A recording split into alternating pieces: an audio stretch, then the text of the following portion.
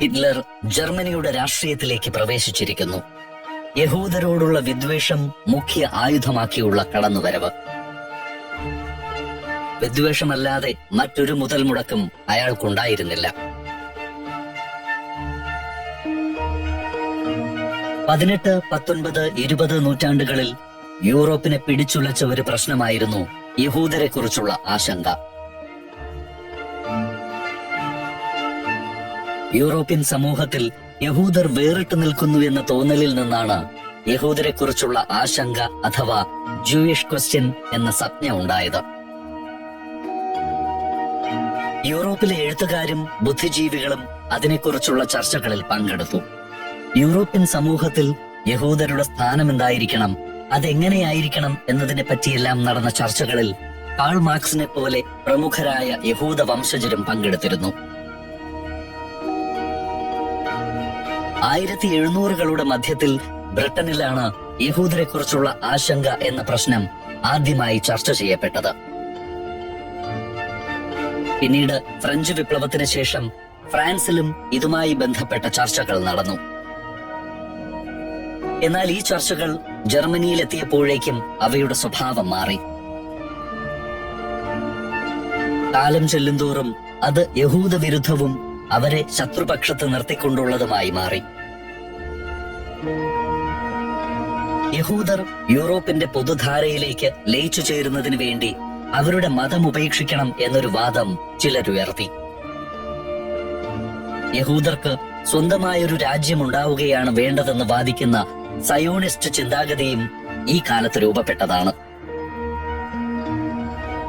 യഹൂദരെ നിയമനിർമ്മാണ സഭകളിൽ നിന്നും കലാസാംസ്കാരിക ലോകത്തു നിന്നും മാറ്റി നിർത്തണമെന്ന് വാദിക്കുന്ന ഒരു പ്രബല വിഭാഗം ജർമ്മനിയിലുണ്ടായിരുന്നു.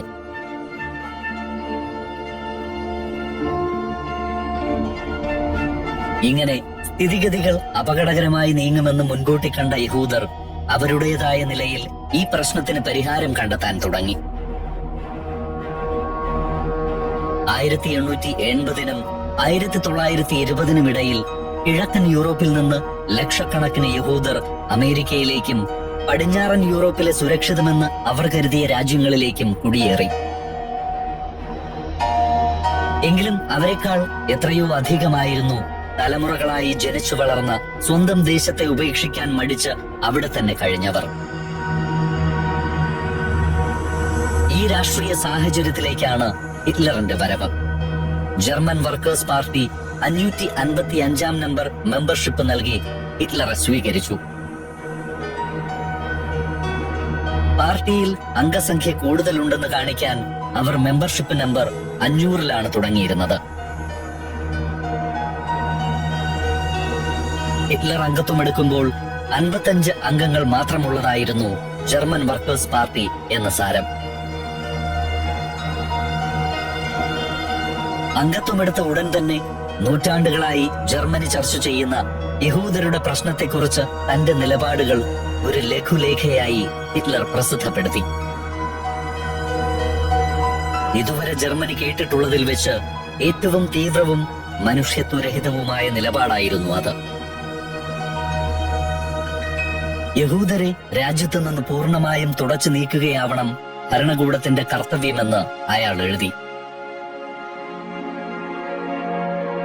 ഇത് സംബന്ധിച്ച് തയ്യാറാക്കിയ ലഘുലേഖ തെരുവിൽ വിതരണം ചെയ്യാനും അയാൾ മടിച്ചില്ല.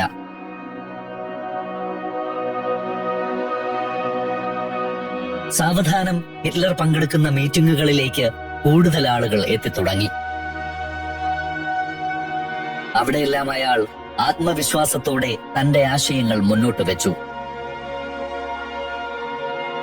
ആത്മാഭിമാനം ഒരു വലിയ ആയുധമാണ്.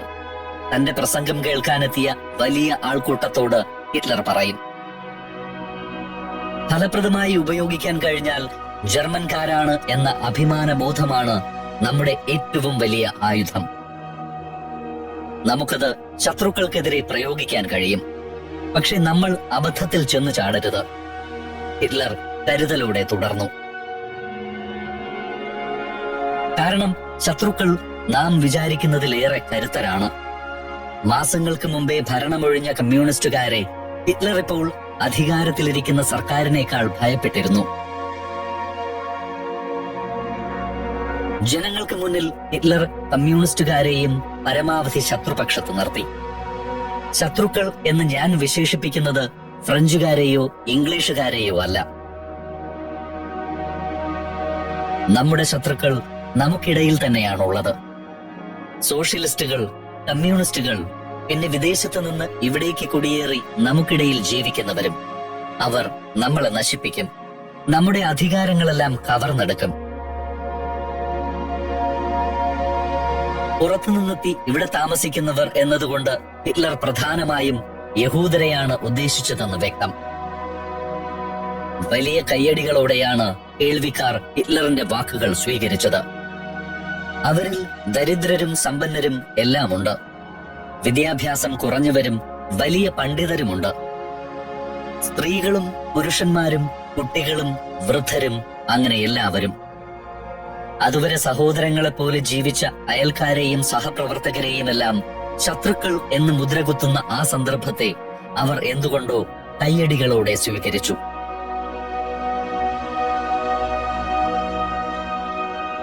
തങ്ങൾ മറ്റുള്ളവരിൽ നിന്ന് വ്യത്യസ്തരും ജർമ്മനിയുടെ യഥാർത്ഥ അവകാശികളും ആര്യവംശജരുമാണെന്ന ഹിറ്റ്ലറിന്റെ വാദം അവർക്ക് രസിച്ചു.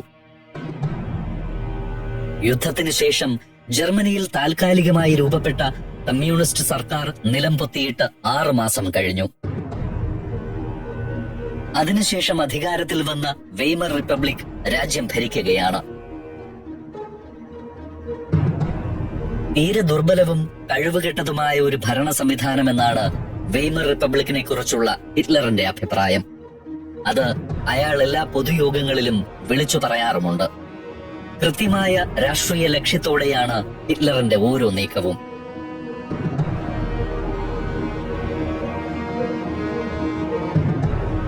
കമ്മ്യൂണിസ്റ്റ് സർക്കാരിന്റെ പതനത്തിന് ശേഷം ഡസൻ കണക്കിന് രാഷ്ട്രീയ പാർട്ടികൾ ജർമ്മനിയിൽ രൂപപ്പെട്ടു. പക്ഷേ അവയ്ക്കൊന്നും ഹിറ്റ്ലറിന്റെ ജർമ്മൻ വർക്കേഴ്സ് പാർട്ടിക്കുണ്ടായതുപോലെ വിപുലമായ ഒരു ജനസ്വാധീനം നേടാൻ കഴിഞ്ഞില്ല.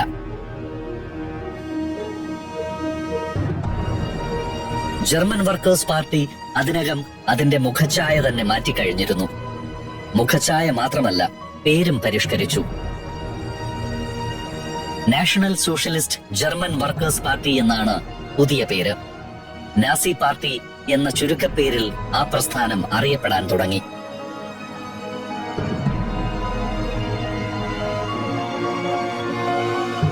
ആര്യവൽക്കരണത്തിന്റെ അടയാളം എന്നതുപോലെ സ്വസ്തിക പാർട്ടിയുടെ ഔദ്യോഗിക ചിഹ്നമായി ഹിറ്റ്ലർ സ്വീകരിച്ചു. വെളുത്ത വൃത്തത്തിനുള്ളിൽ ചുവന്ന പശ്ചാത്തലത്തിൽ സ്വസ്തിക ചിഹ്നം, ഹിറ്റ്ലർ തന്നെ രൂപകൽപ്പന ചെയ്ത ചിഹ്നം.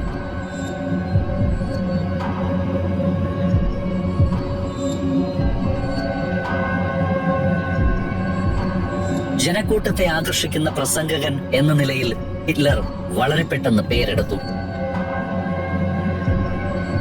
അയാൾ വരുമ്പോൾ വേദിയുടെ ഇരുവശങ്ങളിൽ നിന്നും ആളുകൾ ഹിറ്റ്ലർ ഹിറ്റ്ലർ എന്ന് വിളിക്കാൻ തുടങ്ങി.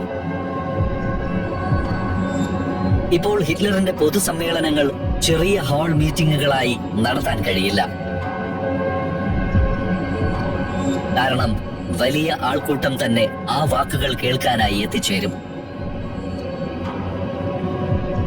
അവർ വലിയ ട്രക്കുകളും മറ്റും പിടിച്ചാണ് മീറ്റിംഗ് നടക്കുന്ന സ്ഥലത്തേക്ക് എത്തുന്നത്. ജനങ്ങൾ സ്വസ്തിക ചിഹ്നം ആലേഖനം ചെയ്ത ബാനറുകളും കൊടികളും ഉയർത്തി ഹിറ്റ്ലറെ സ്വീകരിക്കുന്നു. ഹിറ്റ്ലർ വളരുകയാണ്.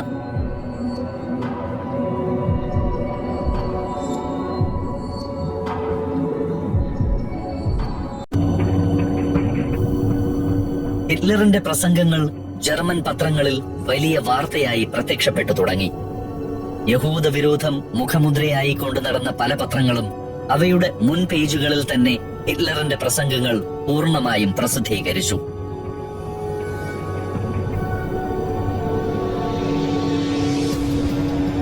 വിദേശ കടന്നുകയറ്റക്കാർക്കെതിരായി അഡോൾഫ് ഹിറ്റ്ലർ നടത്തുന്ന യുദ്ധപ്രഖ്യാപനം എന്ന നിലയിൽ തന്നെയാണ് വാർത്തകൾ പ്രസിദ്ധീകൃതമായത്. ഹിറ്റ്ലറിന്റെ വാക്കുകൾ ജനക്കൂട്ടത്തെ ഉന്മാദാവസ്ഥയിലെത്തിക്കുന്നതാണെന്ന് അവർ പ്രത്യേകം എഴുതി. ആ വിലയിരുത്തൽ പൂർണ്ണമായും ശരിയായിരുന്നു.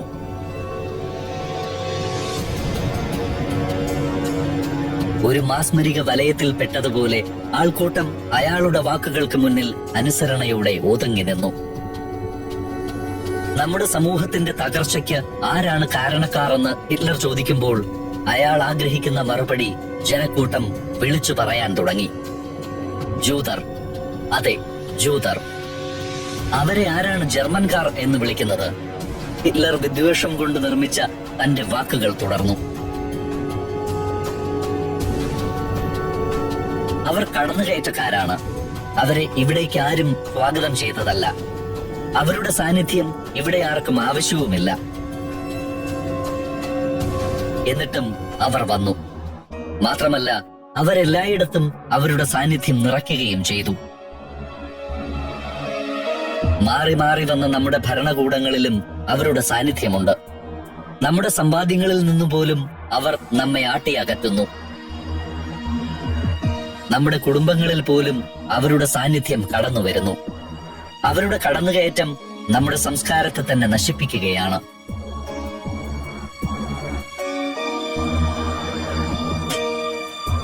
പ്രിയപ്പെട്ട സ്നേഹിതരെ, ഹിറ്റ്ലർ തന്റെ കേൾവിക്കാരെ ഒരിക്കൽ കൂടി ആകർഷകമായി അഭിസംബോധന ചെയ്തു.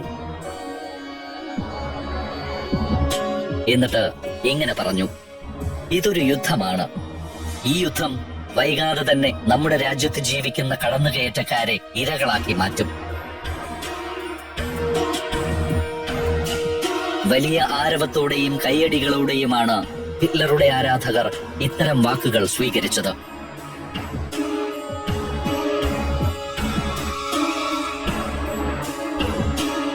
ഹിറ്റ്ലറിന് ചുറ്റും അണിനിരന്ന അനുചരന്മാർ അയാളെ ഒരു പുതിയ മനുഷ്യനാക്കി. ഓസ്ട്രിയയിൽ നിന്ന് മ്യൂണിക്കിലേക്ക് തീവണ്ടി കയറിയ പഴയ ഹിറ്റ്ലർ അയാളുടെ ഓർമ്മകളിൽ പോലുമില്ല. ആയിരങ്ങൾ ആരാധിക്കുന്ന തിരക്കുള്ള ഒരു നേതാവ്. അയാൾക്ക് വേണ്ട സൗകര്യങ്ങൾ ചെയ്തു കൊടുക്കാൻ തയ്യാറായി സമ്പന്നരായ ഒരു കൂട്ടം ജർമ്മൻകാർ ചുറ്റുമുണ്ട്. പൊതുസമ്മേളനങ്ങൾ നടക്കുന്ന വലിയ ഹാളുകളിൽ ഹിറ്റ്ലറിന്റെ പ്രസംഗങ്ങൾ കേൾക്കാനായി മണിക്കൂറുകളോളം കാത്തിരിക്കാനും ആളുകൾ തയ്യാറാണ്. Nazi party German workers party ആയിരുന്ന കാലത്ത് അതിന്റെ സ്ഥാപക നേതാവായ ആന്ദ്രേ ഡ്രക്സ്ലർ ആയിരുന്നു ഹിറ്റ്ലർ പങ്കെടുക്കുന്ന പൊതുയോഗങ്ങളുടെ മുഖ്യ സംഘാടകൻ. ഹാളിൽ നിറഞ്ഞു കവിയുന്ന ആളുകൾ ഹിറ്റ്ലർ ഹിറ്റ്ലർ എന്ന് ആർപ്പ് വിളിക്കുന്നതിനിടയിലൂടെ അയാൾ തിരക്കിട്ട് നടക്കും. യോഗത്തിൽ പങ്കെടുക്കുന്ന ആളുകളുടെ സ്വഭാവത്തെക്കുറിച്ച് ഡ്രക്സ്ലർ നേരത്തെ ഒരു വിലയിരുത്തൽ നടത്തും. ഹിറ്റ്ലറിന്റെ ആരാധകരും നാസി പാർട്ടിയുടെ അനുഭാവികളുമാണ് മീറ്റിംഗുകളിൽ എത്താറുള്ളത്. ചിലപ്പോൾ ഈ പുതിയ താരം എന്താണ് പറയുന്നത് എന്ന് കേൾക്കാനുള്ള കൗതുകം കൊണ്ടെത്തിയ ഏതാനും പേർ അവിടെയായി ഉണ്ടാവും.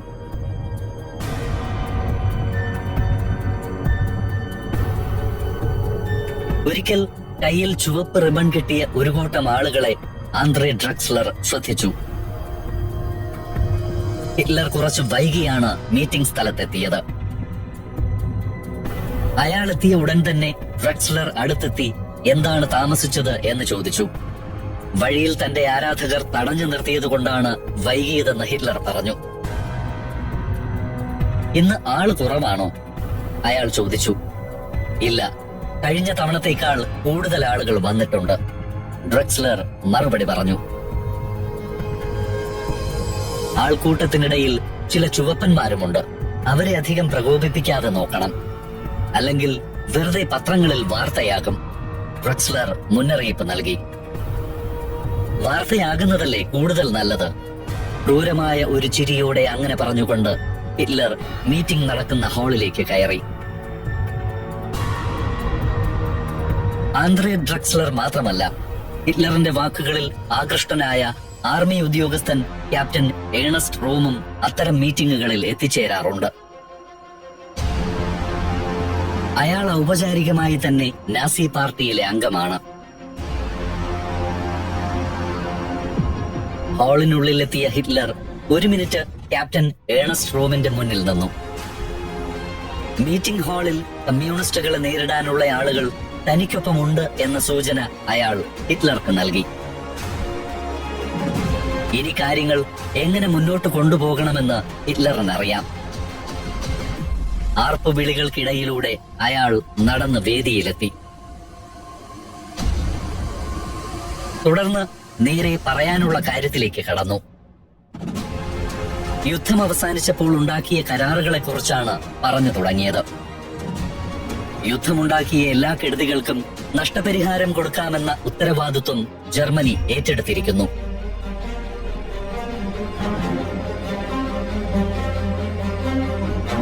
ഇത് യുദ്ധം അവസാനിപ്പിക്കാനുണ്ടാക്കിയ കരാറിലെ ചില വ്യവസ്ഥകൾ മാത്രമാണ്.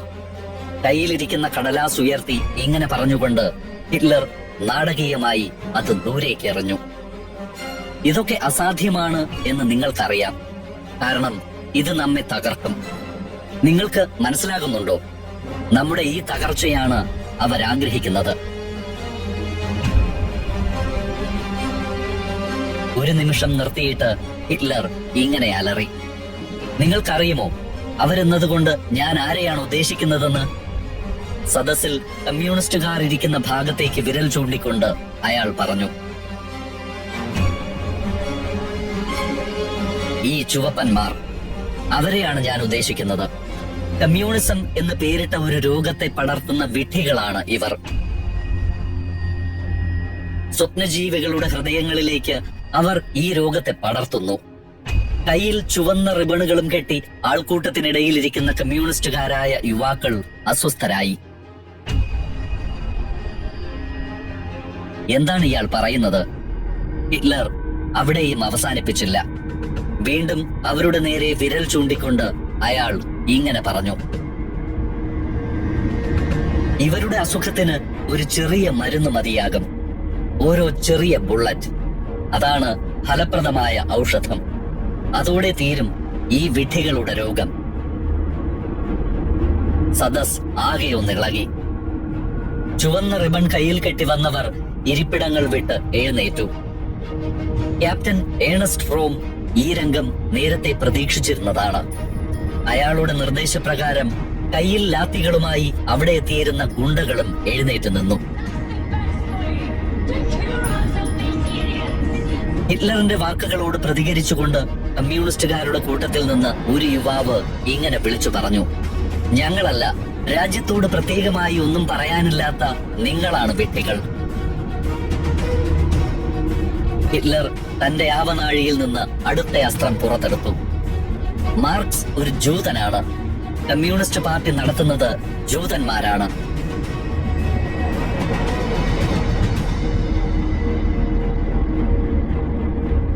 ആ പ്രകോപനത്തോടെ സദസ്സിൽ നിന്ന് ആരോ ഒരു ഗ്ലാസ് ഹിറ്റ്ലറിന് നേരെ വലിച്ചെറിഞ്ഞു. പക്ഷേ ഹിറ്റ്ലർ വിദഗ്ധമായി ഒഴിഞ്ഞു മാറി. പിന്നീടെല്ലാം അവർ പ്രതീക്ഷിച്ചതുപോലെ നടന്നു. ചുവന്ന റിബൺ കെട്ടി വന്ന ചെറുപ്പക്കാരെ ക്യാപ്റ്റൻ ഏണസ്റ്റ് റോമിന്റെ ഗുണ്ടകൾ തല്ലിച്ചതച്ചു. നാസി പാർട്ടി എതിരഭിപ്രായങ്ങളെ നേരിടാൻ പോകുന്നത് എങ്ങനെയെന്നതിന്റെ ആദ്യ ഉദാഹരണമായി ആ സംഭവം.